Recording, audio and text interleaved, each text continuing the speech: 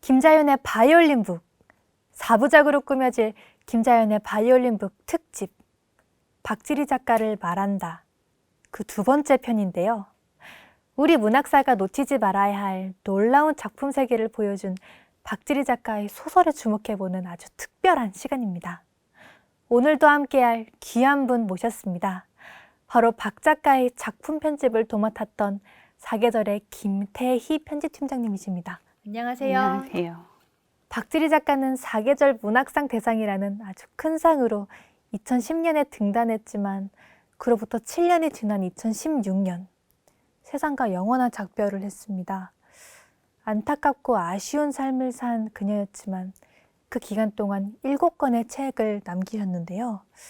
그런데 박 작가는 등단 이후에도 자신을 작가라고 불리는 걸 꺼렸다고 저는 들었습니다. 그리고 자신을 백수라고 칭하기도 했고요. 왜 그랬을까요? 그러니까 25 나이에 등단을 하기도 하고 워낙 어리기도 했고 또 겸손하기도 해서 그랬을 것 같고요. 그리고 타고난 작가라서 사실 따로 뭔가 이렇게 작가라는 호칭이 필요하지 않았다고 생각합니다. 예. 편집자님이 지난 2017년에 쓰신 글을 보니 문단에서는 박지리 작가의 얼굴도 실제로 본 사람이 많지 않고 또 연락이 자주 닿지 않았다. 그러다 보니 그녀의 부재가 실감이 나지 않았다. 이런 내용이 있더라고요. 어느 정도로 연락이 잘 되지 않는 작가였나요?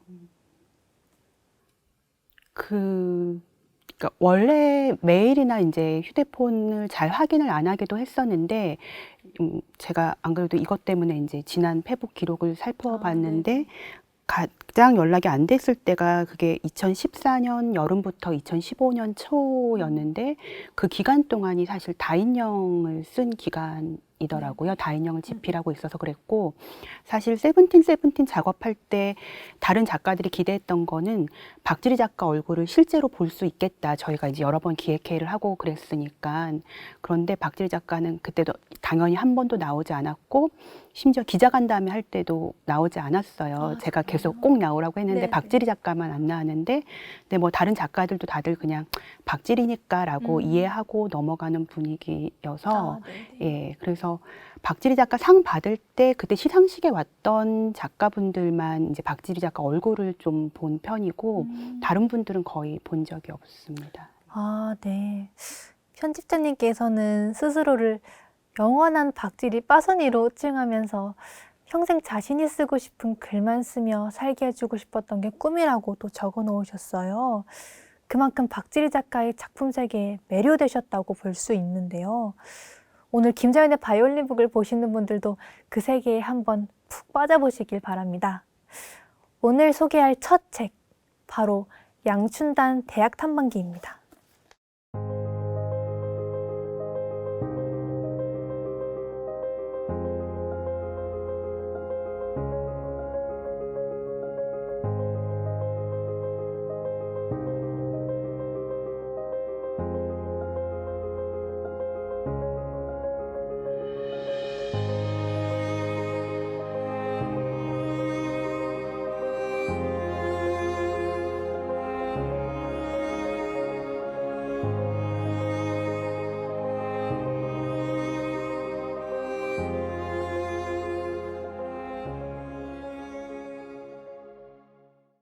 바로 이 책이죠. 소설을 읽어보면 아실 텐데요. 소설에 등장하는 코끼리 석상을 타고 있는 양충단 할머니의 모습이 표지에 그려져 있습니다. 어떻게 보면 익살스러운 인상으로 다가오는 이 책. 그러나 결코 가볍진 않습니다. 사실 양춘단 대학 탐방기는 우리 사회에서 한때 불거졌던 많은 문제들과 맞닿아 읽히는데요. 우선 홍대 청소 노동자 사건으로 많이 알려졌던 대학 내 환경미화원들의 처우 개선이 떠오르고요. 또 대학 내 시간 강사들의 열악한 현실을 기억하기도 합니다. 그런 부분에서 이 책에는 사회 고발성도 내포되어 있다고 봐야 할 것 같은데요. 박지리 작가가 이 책을 쓴 이유 어떻게 보시나요? 사실 박지리 작가는 그런 얘기 직접적으로 하지는 않는데 이제 작가의 말 보시면 대학교 때 환경미화원이 이제 강의실 청소하는 모습을 보고선 이제 그때부터 쓴 글인데 거기에 이제 나오는 다른 모든 사람들이 이제 실제 인물이라고 사실 실제 인물들은 아니지만 수많은 그런 을들의 세계, 우리가 항상 같이 있지만 그들의 존재를 인식하지 못했던 것에 대해서 좀 깨우쳐주는 그런 소설이라고 생각합니다. 그런데 전체 49장으로 이루어진 이 소설의 장점은 곳곳에서 발견되는 박지리 작가만의 참신한 소설 문법이 아닌가라는 생각이 들었는데요. 특히 저는 흥미롭게 사건을 전개해간 22장의 사건 경위서와 37장에서 41장까지 계속되는 일종의 화장실 낙서 사건이죠. 양춘단이 시간 강사 한도진이 보내온 일기를 옮겨 적는 그 부분에서 정말 씹으면 톡 하는 소리가 나는 아주 맛있는 나초를 먹는 듯한 느낌을 받았습니다. 아주 자연스럽고 경쾌하게 무거운 사건을 풀어헤치거든요. 사실 박지리 작가의 글쓰기를 누구보다 잘 아는 분이 편집 팀장님이 아닐까 하는 생각이 드는데요. 팀장님은 박지리 작가의 글쓰기를 어떻게 평가하십니까? 아마 거기에 이제 다양한 그러니까 경위서도 나오고 대자보도 나오고 화장실 낙서를 그대로 적는 부분도 나오는데 사실 그게 정말 소설을 전공하고 소설을 쓰는 사람들은 그런 식으로 안 썼을 거라고 생각을 해요. 그래서 그런 기존 작법하고 다르게 박지리 작가가 어쨌든 그때그때 그냥 생생하게 내놓는 건데 그게 이상하게도 너무 자연스러워서 잘 맞아 떨어진 것 같고요. 사실 양춘단 대학 탐방기 나왔을 때 어떤 작가분이 전화를 했어요. 그래서 이거 박지리 작가가 쓴 거 맞냐고. 그래서 맞다고 하니까 네. 그럴 수가 없다. 어떻게 이 65세 할머니의 이런 말투며 이런 눈치는 표현이나 이런 것들을 어떻게 세상 다 산 사람 같은 그런 것들을 그 젊은 작가가 풀어낼 수 있냐고 그때 막 그 얘기를 하셨거든요. 그래서 그럴 정도로 되게 놀라운 작품이라고 생각합니다. 소설을 보면 양춘단의 아버지 양호익은 가을밤 내내 사다리와 망치를 들고 몰래 오솔길을 왕래합니다. 그러던 어느 날 교회의 거대한 예수상이 거짓말처럼 무너져 내리죠. 모든 것을 바로잡고 싶었던 양호익의 정의감이 그의 망치를 은밀하고도 집요하게 움직인 거죠. 그의 딸 양춘단 역시 같은 방법으로 위선과 차별로 얼룩진 대학의 상징과도 같았던 코끼리상을 무너뜨리고 맙니다. 시원한 사이다 한 잔을 마신 느낌이라고 할까요? 이 부분에서 속이 아주 시원해지는데요. 아마도 이게 석수의 피를 이어받은 양춘단만의 복수법이 아닐까요? 그런데 양춘단을 소설에 등장시킨 박지리 작가가 정말 깨고 싶은 것은 무엇이라고 봐야 될까요? 그 작품을 읽어보시면 아시겠지만 그 대학의 상징물인 그 코끼리상이 거기에 세워지게 된 계기도 사실 되게 유머러스한데 그 굉장히 권위적이고 굉장히 형식적인 것이기도 한데 각자 스스로 각성해야 된다. 그러니까 내 안에 있는 거대한 코끼리를 스스로 그렇게 망치로 두드리듯이 오랜 시간 깨트려서 각자가 갖고 있던 편견이나 이런 것들을 깨야 된다라는 뜻으로 해석하고 싶습니다. 아, 네. 이쯤에서 이 책을 읽으면서 제 마음을 가장 아프게 했던 문장을 읽어드릴까 해요. 바로 이 책 306페이지에 등장하는 환경미화원 양춘단의 마음을 대변하는 문장이기도 합니다. 시간이 아무리 흘러도 절대 나이 들지 않을 영원히 젊고 배운 사람들로만 가득 차 있을 이곳에서 쓰레기 봉지를 어깨에 맨 채 복도를 오가는 춘단은 벽에, 바닥에, 때로는 누군가의 발등 위에 겹쳐지는 작은 그림자였다. 수업이 끝나자 강의실에서 학생들이 우르르 빠져나왔다. 춘다는 얼른 복도의 가장자리로 물러섰다.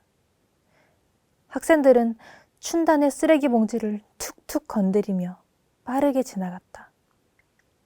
쓰레기 봉지가 있다는 것은 알아도 그것을 들고 있는 사람이 있다는 것은 알지 못했다.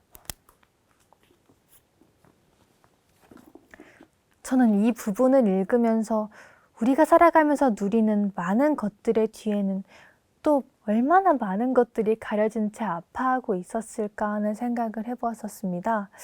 그런 점에서는 저 역시 가해자가 아니었을까 이런 생각을 해보았는데요. 그래서 돌아보고 또 돌아보게 되었던 것 같아요. 김 편집팀장님께서는 이 책의 수많은 문장 중 마음에 든 문장이 여럿 있으셨을 것 같은데요. 그중 한 부분만 부탁드려도 될까요? 저도 그 문장을 되게 좋아하고 또 여러 개가 있긴 한데 하나는 이제 양춘단이 강의실 청소를 하다가 여성학 강의하는 그 강의실에 자기도 모르게 이렇게 들어가서 들으면서 남자들이 그러니까 착취를 했다 이 얘기를 듣고 이제 집에 가서 남편한테 이제 김가 집안이 뭐 나를 착취했다 이런 부분도 사실은 되게 재밌었고 근데 읽고 싶은 부분은 그 미화원들이 부당한 대우에 이제 항의하려고 소장한테 편지를 이제 다들 이렇게 머리를 맞대고 쓰는데 막상 이 편지를 전해야 되는 시점에서 누구한테 전해야 될지를 몰라서 이제 대학이 누구냐 이제 이거 갖고 이제 서로 논쟁하는 부분이 있는데 그게 굉장히 독자들에게 많은 생각을 하게 해준다고 생각해요. 예, 그래서 그 부분 잠깐 읽어보면 대학이 누군데 결국은 제일 위에 있는 총장이 대학의 주인 아닌가? 아니, 내가 듣기로는 총장을 임명하는 사람이 따로 있다던데 대학이란 건 여기 부지런 건물들을 말하는 거 아니었어? 숫자를 봐. 뭐가 제일 많아? 학생들이잖아. 대학은 학생들을 말하는 거라고.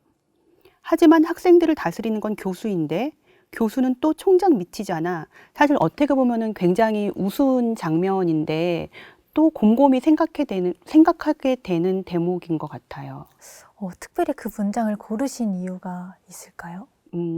지금 청소년들이나 모든 사람들이 뭐가 되고 싶다가 아니라 어디 대학에 가야 된다, 무슨 대학에 가야 된다, 이거 하나를 목표로 공부를 하고 수많은 경쟁을 치르는데 사실 내가 대학에 가서 무엇을 할지에 대해서는 아무도 고민을 안 하고 무조건 이 대학에 가야 된다, 뭐 명문대에 가야 된다, 이런 것에 다들 너무 익숙해져 있는 것 같아서 특히나 또 이제 지금 대학생들도 마찬가지고 지금 졸업을 해도 그러니까 스펙을 많이 쌓아도 취직이 안 되는 상황인데 사실 어릴 때부터 대학을 가야 된다 말고 그 위의 것에 대해서는 그 이상에 대해서는 아무도 생각해 보지 않았던 것 같아서 그렇습니다.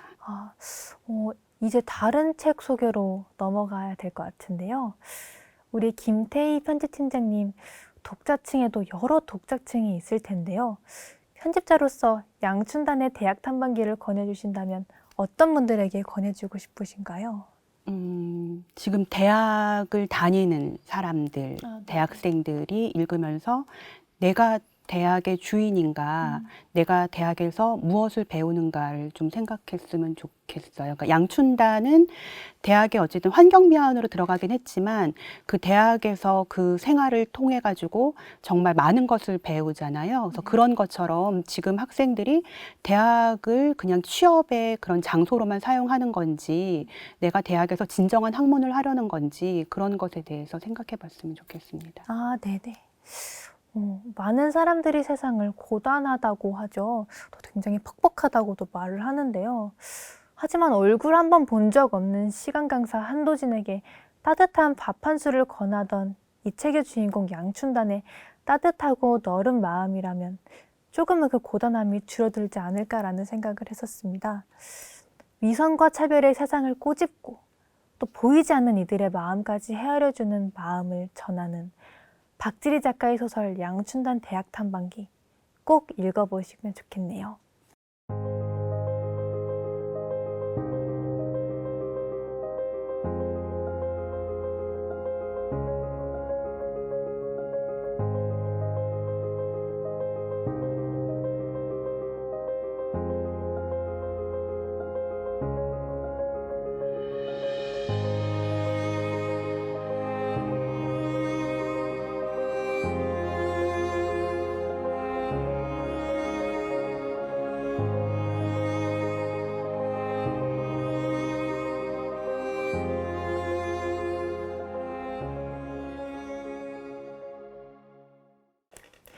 두 번째 소개할 박지리 작가의 작품, 바로 이 책 번뇌인데요.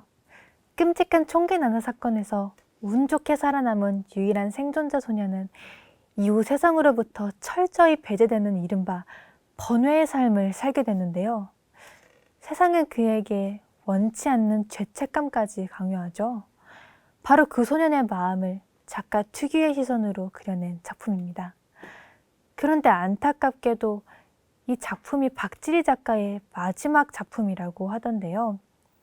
그래서 편집자님께서는 더 안타까운 작품이 되셨을 것 같은데 어떠신가요? 박지리 작가가 작품을 쓴 순서랑 작품이 출간된 순서는 좀 달라요. 그래서 그러니까 번외라는 게 어쨌든 계획에 들어있지 않다라는 뜻인데 아마 작가도 예상하지 못했을 거고 뭐 저도 마찬가지고 독자들도 아무도 예상하지 못했는데 공교롭게 이게 박지리 작가의 마지막 작품이 되었는데요. 근데 박지리 작가의 마지막 작품으로 어쩔 수 없이 굉장히 어울리는 작품이다라는 생각을 했어요. 이 작품이 박지리 작가가 2014년도에 쓴 건데 어떻게 보면 박지리 작가서는 굉장히 짧게 쓴 거고 다른 작품들하고 달리 굉장히 비약도 심하고 굉장히 막 이렇게 느슨해져 있거든요. 다른 것들은 굉장히 촘촘하게 짜는데 그럼에도 이 작품에서 뭐 합체나 맨홀, 뭐 3차 면접, 다인형 이런 것들하고 연결되는 것들이 다 읽히는 게 있어가지고 저는 개인적으로 좋기는 했습니다. 아, 정말요? 또 그런가 하면 이 책은 묘하게 세월호 참사와 오버랩되는 측면이 많다고 생각을 했는데요. 결국 이 책을 통해 많은 분이 세월호 참사의 생존자들이 겪는 심적 고통을 감정적으로나마 느꼈기 때문이 아닐까 생각이 듭니다. 그래서 이 작품 자체가 세월호를 모티브로 삼은 것으로 추정하시는 분들이 꽤 있는데요. 이 부분에 대해서는 어떻게 보시나요? 박지리 작가랑 2014년 4월 17일 날 만났어요, 제가. 아, 네. 예, 그래서 그때 이제 이 원고 얘기를 들었었고, 보낸다고. 그래서 그 박지리 작가가 세월호 바로 다음 날이기 때문에 세월호를 염두에 두고 쓴 거는 아니고 제가 원고 파일도 한번 확인해 봤는데 처음 저장한 날짜가 2014년 3월이니까 박지리 작가가 그 전에 작품을 마친 거고 저한테 메일이 온 게 6월이었거든요.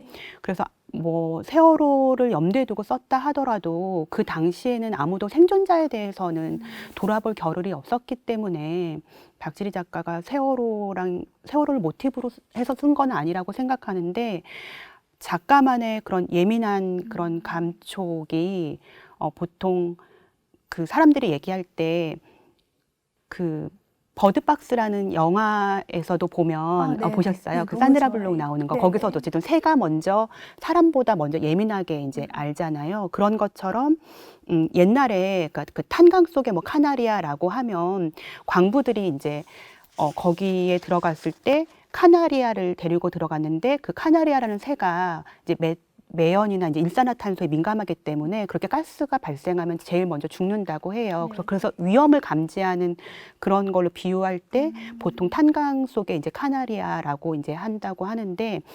작가들은 좀 그런 촉이 있는 것 같아요. 그러니까 항상 예민하게 모든 것을 관찰하고 쓰다 보니까 박지리 작가가 조금 그런 작품들을 많이 썼던 것 같아요. 저는 이 책을 읽다 보면 우리가 흔히 어떤 사고의 생존자들에게 함부로 가졌던 생각들을 다시 한번 돌아보게 만드는 문장들이 많은데요. 그중에서도 이 부분이 저는 와닿았습니다. 바로 112페이지에 나오는데요. 학생, 경찰 아저씨 말을 가슴 깊이 새겨두도록 해요. 학생 인생은 학생 혼자 게 아니야. 죽은 친구들이랑 함께 사는 거야. 우리가 누군가에게 직접 말로 했던 혹은 속으로 했던 그런 말들이 엄청난 사고를 당하고 살아남은 이들에게는 얼마나 폭력적인 말이 되었을까요? 정말 이 소설 번뇌를 읽기 전에는 짐작조차 해보지 못했습니다. 그런 점에서 박지리 작가의 작품에는 대다수의 사람들이 놓치고 마는 그런 문제를 예리하게 포착하는 특별한 감수성이 동반되고 있다는 생각이 들었는데요. 편집팀장님께서는 어떻게 생각하시는지 궁금합니다.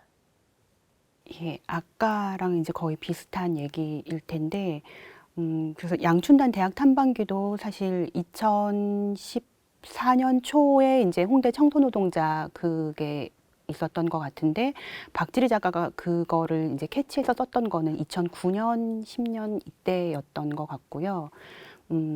맨홀 같은 경우도 보면은 그 이주 노동자에 대한 그 혐오나 이런 것들도 되게 좀 예리하게 파악해서 쓰고 있고, 맨홀에서도 그냥 거리에서 맨홀을 보고서 썼다고 하지만 그런 데서 이제 깊은 이야기를 끌어내는 그런 능력이 있는 것 같아요. 그런데 작품 번외가 놀라운 점이 또 하나 있는 것 같은데요. 책의 마지막 장을 보면 불과 159페이지에 불과합니다. 그런데 이 짧은 분량 안에 우리가 살아가면서 고민해야 할 많은 것들이 함께 녹아있는 것 같아요. 죽음과 생존을 바라보는 시선, 또 삶을 대하는 이중잣대, 인간의 욕망과 모순 등 어떻게 보면 꽤 복잡하고 어려운 주제들이 잘 변주되어 있는 것 같은데요. 이런 부분에서 박지리 작가의 비범함이 드러나는 게 아닌가 싶은데요. 이건 어떻게 보시나요? 박지리 작가가 평소에 자기 책 안 읽는다고 항상 그런 얘기 많이 했는데, 박지리 작가 작품들을 읽어보면 우리가 뭐 언젠가 철학책에서 봤던 것 같은 거 또는 어떤 뭐 문학 이론서에서 봤던 것 같은 거, 그런 주제를 다루는 게 굉장히 많아요. 그래서 이거를 박지리 작가가 그냥 생각해낸 건지 아니면 정말 책을 읽고 공부를 한 건지 모르겠지만, 번외 같은 경우를 봐도 이 생존한 이 소년이 한편으로는 굉장히 죽고 싶어 하지만 뭐 하여튼 되게 살고 싶어 한다니까 이런 말을 계속 끊임없이 하면서, 그럼에도 어쨌든 계속 살고 싶어 하는 존재로 나오는데, 사실 우리가 누구나 다 그렇잖아요. 어느 날은 굉장히 죽고 싶지만 또 그만큼 또 살고 싶어 하는 거, 이거를 이제 뭐 에로스와 뭐 타나토스의 뭐 이런 걸로 이렇게 막 얘기하는 철학자도 있고 그렇던데, 그런 것들을 박지리 작가는 굉장히 잘 포착해서 보여주고, 뭔가 뭐 니체가 됐든 누가 됐든 되게 이제 철학서를 읽고 싶다라는 생각이 들 정도로 박지리 작가 작품을 좀 찬찬히 보다 보면 그런 생각을 많이 하게 되는 것 같아요. 네, 너무너무 잘 들었습니다. 지금까지 함께 해주신 사계절의 김태희 편집팀장님 정말 감사드리고요. 4부작으로 꾸며질 김자연의 바이올린북 특집, 박지리 작가를 말한다. 다음 시간에도 많이 많이 기대해 주세요. 생각을 해봤습니다. 박지리 작가의 소설 번외와 양춘단 대학 탐방기가 가지는 공통점이 무엇일까 하는 그런 생각이요. 그러다가 떠오른 한 줄의 문장, 바로 서로를 향한 따뜻한 관심이었습니다. 그리고 또 이 노래가 떠올랐습니다. 아이유의 노래 마음을 드려요인데요. 이런 노랫말이 나옵니다. 어떤 이유로 내게와 함께 있어준 당신, 부디 행복한 날도 살다 지치는 날도 모두 그대의 곁에 내가 있어줄 수 있길. 양춘단 대학 탐방기에 등장하는 환경미화원과 시간 강사, 그리고 번외에 등장하는 생존자 소년. 이들에게 정말 필요했던 것은 상황을 제대로 헤아려 줄 줄 아는 따뜻한 관심으로 곁을 지켜주는 게 아니었을까 싶습니다. 그런 마음이 전해지기를 바라며 연주해 드릴게요.